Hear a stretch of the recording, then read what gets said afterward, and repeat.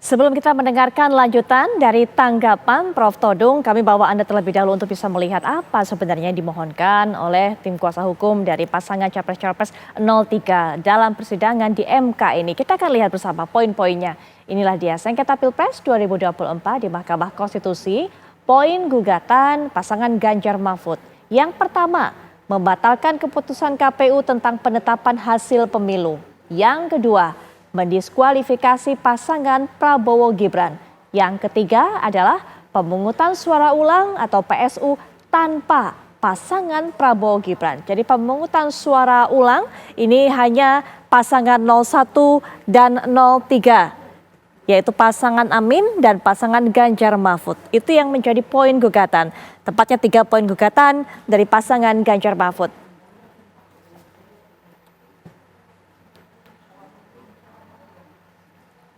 Kesempatan berikutnya akan langsung saja saya berikan kepada Prof. Todung, bagaimana kemudian menanggapi apa yang disampaikan baik oleh Pak Niko tadi, Prof. Firman juga, bahwa ini mengenai materi gugatan, bukan ranahnya, bukan kewenangannya untuk diselesaikan di MK. Yang pertama seperti itu. Kemudian juga masalah putusan MK. Kalau kita melihat dari yang kemarin-kemarin sudah terjadi, ini akan kecenderungannya lebih besar, potensinya lebih besar. Putusan MK tidak berbeda dengan presiden-presiden sebelumnya. Silakan, Prof. Todung. Begini. Saya ingin mulai memberikan sedikit respons terhadap saudara Niko. Ya, saya setuju 100% dengan apa kata saudara Niko mengenai prinsip-prinsip yang mesti dianut oleh semua anggota Majelis Hakim Mahkamah Konstitusi. Prinsip integritas, prinsip independensi, prinsip imparsialitas dan sebagainya itu. Yang saya ingin tekankan adalah kewenangan Mahkamah Konstitusi. Kalau saya melihat agak berbeda dengan saudara Niko, karena Mahkamah Konstitusi itu harus dilihat dalam perspektif yang dinamis. Ya, ini pengalaman bukan saja di Indonesia, di Amerika juga begitu. Mahkamah Konstitusi selalu berusaha untuk menyempurnakan ya governance dan scope ya kewenangan mahkamah itu sendiri. Dulu di Amerika misalnya, Mahkamah Agung itu tidak pernah punya kewenangan untuk melakukan judicial review, uji materi terhadap undang-undang. Tapi dalam kasus Brown versus Board of Education, dia merebut kewenangan itu sehingga itu menjadi kewenangan Mahkamah Agung. Di sana tidak ada Mahkamah Konstitusi misalnya. Nah, Mahkamah Konstitusi kita juga dulu ketika dia didirikan pada tahun 2003, pada zaman Presiden Megawati, dia hanya memiliki kewenangan menguji undang-undang yang lahir setelah Mahkamah Konstitusi itu didirikan. 2003 ke atas. Tapi kan pada akhirnya kita melihat Mahkamah Konstitusi merebut kewenangan untuk menguji produk undang-undang yang lahir sebelum 2003 ketika Mahkamah Konstitusi itu didirikan. Termasuk menguji pasal-pasal dalam kitab undang-undang hukum pidana yang dibuat oleh Belanda, pemerintah kolonial pada waktu itu. Jadi yang saya mau katakan ada dinamika di sini. Nah memang kalau kita melihat putusan-putusan MK 2004, 2009, 2014 dan 2019 itu fokusnya itu hanya kepada perolehan suara dan perbedaan perolehan suara. Tapi bukan berarti bahwa hal-hal yang menyangkut TSM itu tidak dipertimbangkan oleh Mahkamah Konstitusi. Pada putusan MK tahun 2019, hal-hal yang menyangkut TSM itu juga menjadi isu di Mahkamah Konstitusi. Tapi itu tidak ya bisa dibuktikan. Jadi pembuktiannya itu tidak meyakinkan majelis hakim pada waktu itu, tapi bukan berarti tidak ada persoalan TSM. Nah, di sini kita juga dihadapkan pada persoalan semacam ini. Apakah paslon 01, apakah paslon 03 akan dianggap mampu membuktikan pelanggaran TSM tersebut? Jadi kewenangan itu ada sebetulnya. Kalau dalam Undang-Undang Nomor 7 Tahun 2017 mengenai pemilu, kita memang tahu bahwa hanya ada 2. Pasal 286 yang menyangkut pelanggaran administrasi dan pasal 463 atau 69 kalau saya tidak salah yang menyangkut mengenai politik uang. Nah, kedua ini memang domain ya Bawaslu ya. Tapi kan pelanggaran yang sifatnya TSM itu kan tidak saja semata-mata politik uang ya dan pelanggaran administrasi. Ada pelanggaran-pelanggaran lain yang juga bisa dipertimbangkan. Nah, saya ingin kembali kepada pasal 22E. Undang-Undang Dasar 1945 yang mengatakan bahwa pemilu itu harus langsung, umum, bebas, rahasia, jujur, dan adil. Nah ini kan pengertiannya luas sekali. Kemudian lihat pasal 24C Undang-Undang Dasar 45, di mana kewenangan Mahkamah Konstitusi itu untuk mengadili sengketa Pilpres PHPU yang sifatnya final, tapi di sini kan disebut perselisihan hasil pemilu, tidak semata-mata mengenai angka atau mengenai suara. Jadi di sini kita memang ada perbedaan school of thought gitu. School of thought saya itu sangat dinamis, mungkin school of thought-nya saudara Niko itu sangat normatif. Nah, sah-sah saja itu, tidak ada yang salah dengan itu. Kan putusan itu kembali ke Majelis Hakim Mahkamah Konstitusi yang mulia. Mereka yang memutuskan.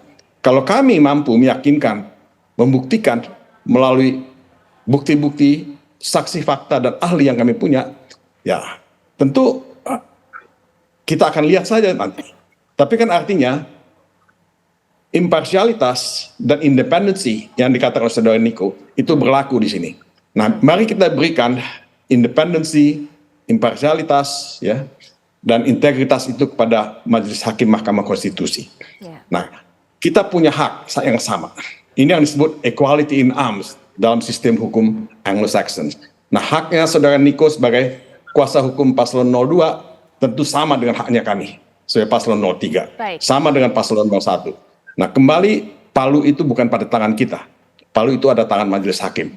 Jadi kita dengan profesional harus melihat ini dan dengan objektif menerima apapun sikap kenegarawan dari Majelis Hakim Mahkamah Konstitusi ketika dia memeriksa dan memutus perkara ini. Karena yang menjadi taruhan kita adalah masa depan kita sebagai bangsa. Masa depan kita sebagai negara. Anak-anak dan cucu kita. Saya tentu punya mimpi, saudara Niko punya mimpi, tapi kita lihat saja mimpi yang mana yang akan diwujudkan dalam proses perjalanan kita sebagai bangsa dan negara ini. Baik. Mungkin itu Ya, baik Prof. Todung. Sebelum Pak Niko nanti berikan tanggapan, karena tadi sudah diberikan keterangan bagaimana pandangan dari Prof. Todung bahwa ini masih masuk dalam ranah kewenangan dari MK. Kemudian juga sebaiknya kita melihat MK dari segi ataupun juga perspektif yang dinamis. Ada catatan juga mengenai hal ini dari Mas Heri Widodo. Silakan. Ya, begini. Kita kembalikan kepada hukum acara. Hukum acara di Mahkamah Konstitusi di PMK nomor 4 tahun 2023.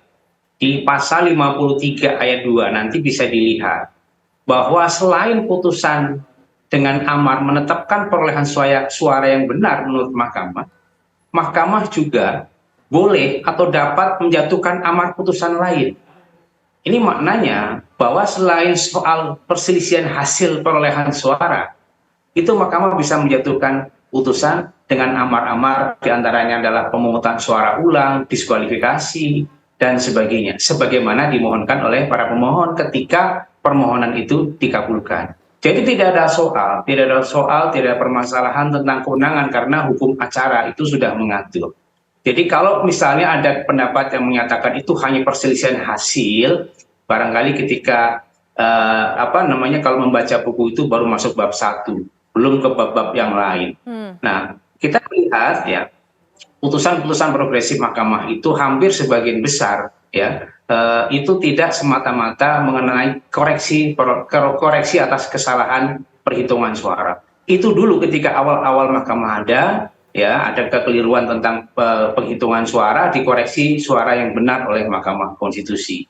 Tapi kemudian kalau kita melihat rekam jejak Mahkamah, putusan-putusannya dari mengadili perselisihan hasil pemilu kada ketika belum serentak, kemudian pemilu kada serentak. Nah, itu putusan-putusan itu yang sifatnya koreksi, itu tidak semata-mata menyatakan yang benar perolehan suaranya, tapi koreksi itu dalam bentuk memerintahkan pemungutan suara ulang, menjatuhkan diskualifikasi, dan itu sesuatu yang sudah berulang-ulang terjadi di Mahkamah Konstitusi. Jadi kalau soal kewenangan, kami yakin seperti Bang Todung sampaikan bahwa Mahkamah berwenang untuk itu. Baik. Apalagi kemudian kalau kita mencermati putusan Mahkamah Konstitusi nomor 1 2019, itu dalil-dalil pelanggaran yang disampaikan oleh Prabowo Sandi itu dipertimbangkan. dipertimbangkan oleh mahkamah. Tapi karena dari pertimbangan itu tidak terbukti ya mempengaruhi atau signifikan terhadap kekalahan Prabowo Sandi, maka endingnya adalah permohonan ditolak. Tapi bukan tidak dapat diterima. Baik. Kita bisa lihat nanti pelajari setelah ini putusan MK nomor 1 tahun 2019 itu menyatakan berwenang untuk menilai pelanggaran-pelanggaran yang disampaikan oleh Prabowo Sandi. Hanya saja ketika itu pelanggaran-pelanggaran itu tidak meyakinkan mahkamah, tidak signifikan sehingga tidak dikabulkan oleh Mahkamah Konstitusi. Oleh karenanya kali ini ya kami 01 dan 03 yakin karena apa? Situasi pelaksanaan penyelenggaraan pemilu saat ini sangat brutal, pelanggaran-pelanggarannya sangat kasat mata gitu. Dan pembuktian kualitatifnya bisa lebih simpel bahwa ini telah terjadi pelanggaran yang dihadapkan kepada mahkamah dan belum pernah dinilai rasa keadilannya.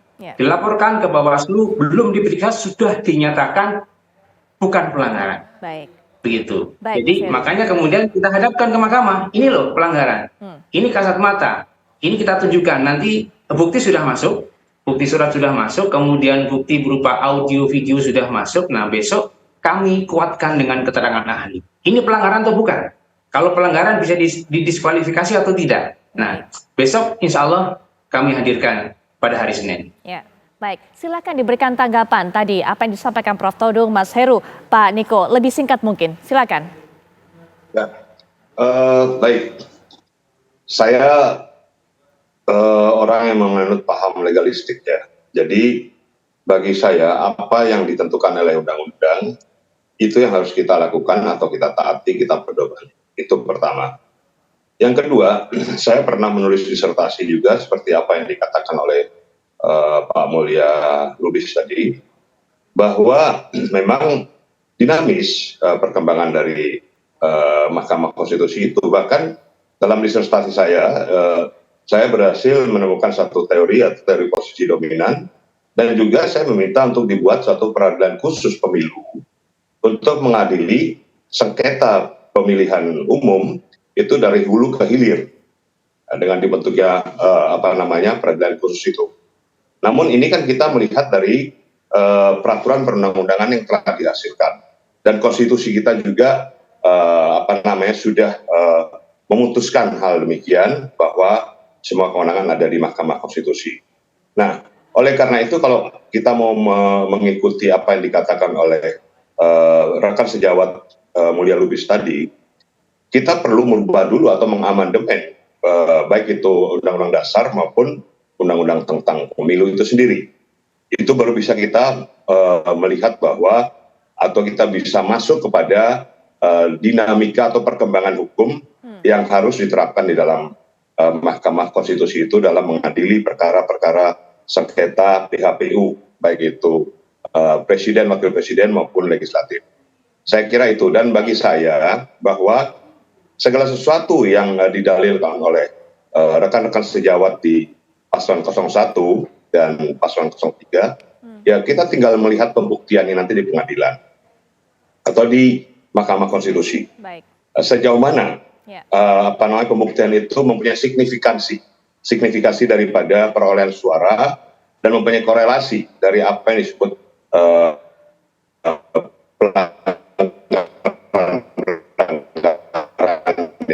Baik. Pak Niko, ya sepertinya ada kendala.